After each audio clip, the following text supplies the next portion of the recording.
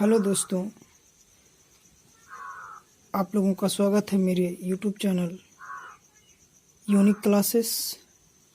और इस चैनल पे हम मैथ से संबंधित वीडियो देखेंगे जो कॉम्पिटिटिव एग्ज़ाम में दोस्तों पूछा जाता है और बहुत ही अच्छे से मैथ के हर एक चैप्टर के हर एक टॉपिक को कवर करेंगे।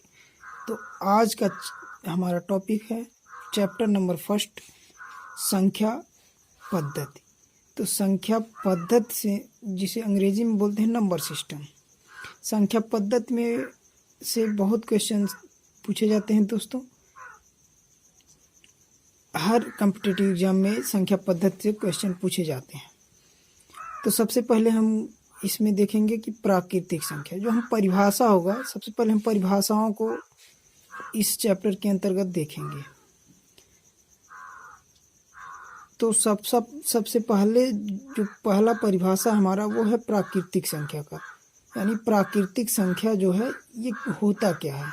तो दोस्तों प्राकृतिक संख्या जो होता है इसे हम साधारण भाषा में कह सकते हैं कि गिनती में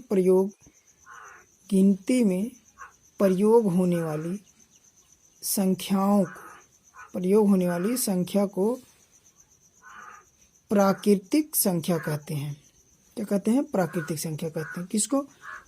कि जो गिनती में प्रयोग की गई संख्या है उसे ही हम प्राकृतिक संख्या कहते हैं। इसको दोस्तों n से प्रदर्शित किया जाता है।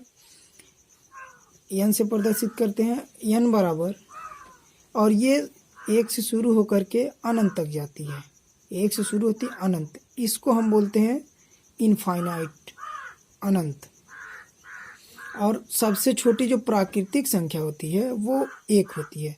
तो क्वेश्चन यही पूछा जाता है फ्रेंड्स कि जो सबसे छोटी संख्या है प्राकृतिक संख्या, वह कौन सी संख्या है? तो वह सबसे छोटी प्राकृतिक संख्या 1 होती है। इसके बाद अब हमारा आता है नंबर 2, पूर्ण संख्या। पूर्ण संख्या को अंग्रेजी में बोलते हैं होल नंबर। अब होल नंबर क्या होता है कि होल नंबर एक तरह से हम इसको सिंपली भाषा में याद रखें तो जो प्राकृतिक संख्याओं का समुच्चय होता है उस प्राकृतिक संख्या के इसमें, ये जो प्राकृतिक संख्या का समुच्चय है, इस प्राकृतिक संख्या के समुच्चय में यदि हम शून्य को अगर सम्मिलित कर लिया जाता है, किसमें? प्राकृतिक संख्याओं के समुच्चय में यदि हम शून्य को सम्मिलित कर लेते हैं या कर लिया जाता है तो उसे पूर्ण संख्या कहते हैं। इसको कैपिटल W से प्रदर्शित किया जाता है। इसमें प्राकृतिक संख्या के साथ शून्य को हम लोग सम्मिलित कर लिए और ये भी शून्य से शुरू होकर के अनंत, इनफाइनाइट तक जाएगा।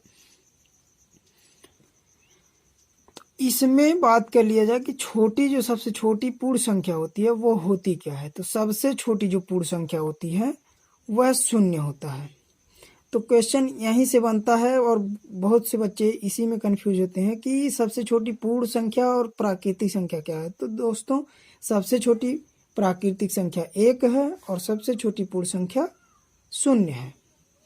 अब इसके बाद हमारा आता है नंबर 3। नंबर 3 जो परिभाषा है वो होता है पूर्णांक का।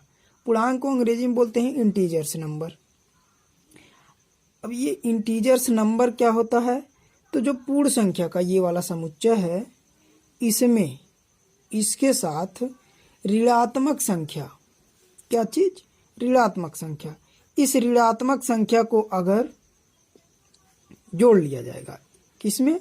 पूर्ण संख्या के समुच्चय में, तो वह हमारा क्या कहलाएगा? पूर्णांक कहलाएगा। तो इसको हम I से प्रदर्शित करते हैं। किससे प्रदर्शित करते हैं दोस्तों? I से। और ये शुरू होता है 0 से। 0 ये हमारा बीच का संख्या होता है। 0 न तो धनात्मक होता है न तो ऋणात्मक होता है। तो ये 0 के दाहिने तरफ धन 1, धन 2, धन 3, धन 4 एंड सो ऑन अनंत तक जाता है। और यही प्रोसेस इसके इधर चलता है बाएं तरफ। -1, यहाँ देखिए दोस्तों छूट गया है, यहाँ -2 होगा जो कि छूट गया था, सॉरी इसके लिए। -2, -3 और -4, और ये भी जाएगा अनंत तक, इनफाइनाइट तक। अब इसमें पूछा जाता है, जब हम देखिए यहाँ से जब 0 है, 0 से दाहिने तरफ जब जाते हैं तो मान बढ़ता है, यानी 1 है तो 2 हो गया, 2 है तो 3 हो गया, 3 है तो 4, 4 है तो 5 हो जाएगा, इस तरह से। लेकिन जब हम 0 से बाएं तरफ चलेंगे तो इधर मान हमारा घटता जाएगा, -1, -2, -3, -4, यानी जो -1 है ये -2 से बड़ा है और -2 जो है -3 से बड़ा है। तो क्वेश्चन यहाँ से भी पूछता है, और ये खास करके यूपी टेट के एग्जामों में देखा जाता है, यूपी टेट, सी टेट, इन एग्जामों में देखा जाता है। तो जो पूछता है क्वेश्चन की दे देगा 4 ऑप्शन देगा और कहेगा निम्न में से सबसे छोटी संख्या या सबसे बड़ी संख्या होगी, तो वहाँ पे ये माइनस वाला दे देता है, -1 दे देगा, -11, -13, -15, इस तरह से दे देगा, पूछ लेगा। तो यहाँ हम जो सबसे बड़ी होगी माइनस में, जिसके साथ ऋणात्मक संख्या रहेगा, ऋणात्मक रहेगा, वही सबसे छोटी संख्या होगी, और जिसके जो माइनस के साथ सबसे छोटी संख्या होगी, जैसे -1 है। अब एक क्वेश्चन मान लीजिए, ले लीजिए एक उदाहरण के तौर पे कि माइनस ये जो 11 है, क्या -1 से बड़ा है? तो नहीं, ये गलत है,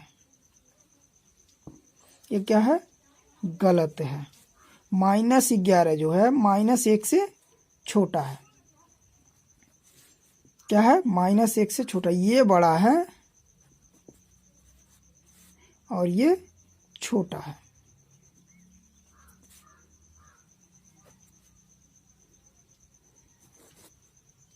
अब हमारा ये सही हो गया कि -1 बड़ा है और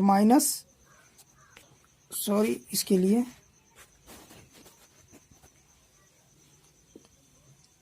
अब ये हमारा सही हो गया कि -11 जो है -1 से छोटा है, -1 जो है -11 से बड़ा है।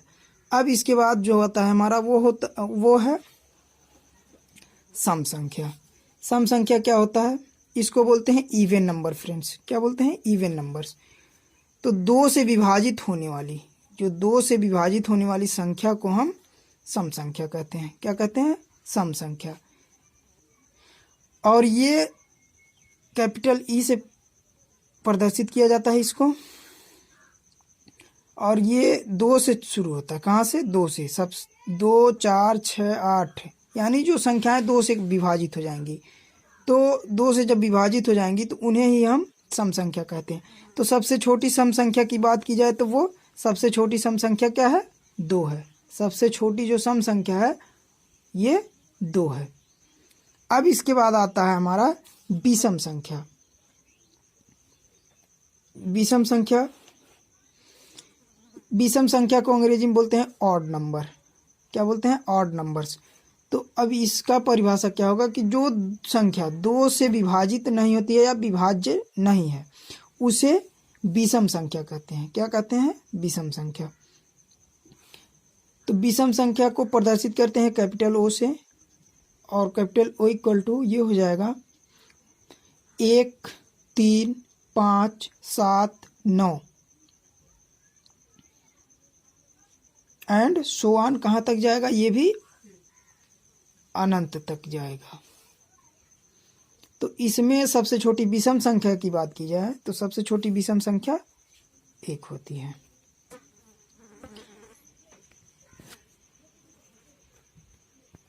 अब इसके बाद आता है हमारा भाज्य संख्या। भाज्य और अभाज्य क्या होता है? तो पहले हम भाज्य संख्या देखेंगे, फिर उसके बाद यौगिक संख्या।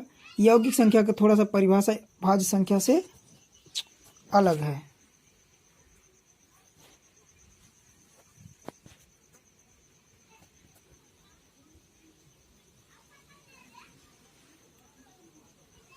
तो भाज्य संख्या को बोलते हैं डिवाइजिबल नंबर, और यौगिक संख्या को बोलते हैं कंपोजिट नंबर।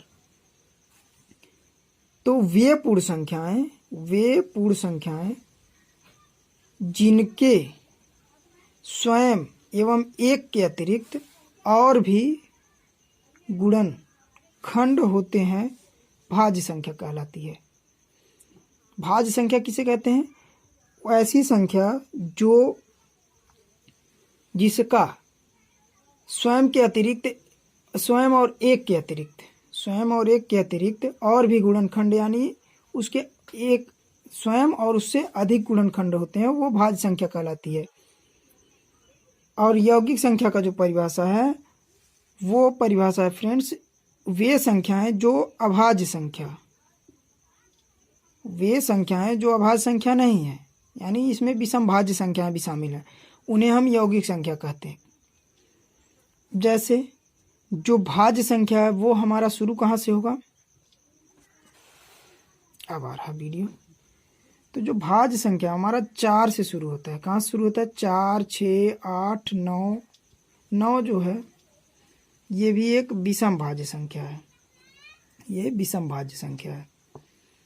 14, 15, 15 भी विषम भाज्य संख्या है, ETC। तो समभाज्य संख्या की बात की जाएगी तो उसमें सिर्फ 2 से विभाजित होने, जो 4, 8, 4, 6, 8, उसके बाद 10, 12, 14 ये सब जो होंगी सम भाज्य संख्या होंगी। और जो 9, 15, उसके बाद 21, 25 ये जो हैं ये सब विषम भाज्य संख्या हैं। अब नोट फर्स्ट और नोट सेकंड की बात देख लेते हैं। तो नोट फर्स्ट जो है एक न तो भाज्य संख्या है और न ही अभाज्य संख्या है। एक जो है न तो भाज्य संख्या और न ही अभाज्य संख्या है। नोट नंबर 2 है हमारा, यौगिक संख्या जो होती है वो सम या विषम हो सकती है। यौगिक संख्या सम या विषम हो सकती है। अब इसके बाद हम लास्ट परिभाषा आज की वीडियो का देख लेते हैं, अभाज्य संख्या या ऋण संख्याएं, इसे बोलते हैं प्राइम नंबर्स। तो वे पूर्ण संख्याएं जिनका स्वयं और एक के अतिरिक्त कोई और गुणनखंड न हो, यानी उसके जो गुणनखंड होते हैं वो स्वयं हो यानी वह संख्या खुद हो और एक हो, उसके अतिरिक्त कोई और गुणनखंड न हो, अभाज्य संख्या या ऋण संख्या कहलाती है। जैसे 2, अब 2 का जब हम गुणनखंड करेंगे तो 2 गुणे 1 यानी 2 गुणे 1 सिर्फ 2 और 1 ही होगा, तो ये क्या हो गई, एक अभाज्य संख्या हो गई। तो 2, 3, 5, 7, 11 एंड सो ऑन अनंत तक इस तरह से लेके चलेंगे। अब इसमें नोट की बात कर ली जाए तो नोट फर्स्ट है। नोट फर्स्ट क्या है, एक 2 जो है 2 ही एक ऐसी सम संख्या है, जो 2 है वही एक ऐसी सम संख्या है जो अभाज्य व ऋण संख्या है। अतः अभाज्य या ऋण संख्याएं कहाँ से शुरू होती हैं, 2 से शुरू होती हैं। तो यहाँ पर 2 क्वेश्चन बनता है, एक बनता है 2 के लिए, एक बनता है 3 के लिए। तो 2 के लिए जो क्वेश्चन बनता है वो बनता है कि सबसे छोटी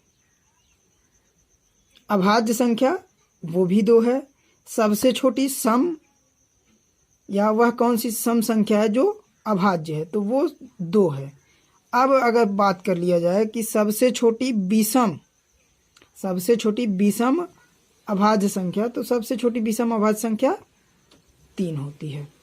तो फिलहाल आज के वीडियो में इतना ही, और आशा करता हूँ कि ये वीडियो आपको बहुत ही पसंद आएगा।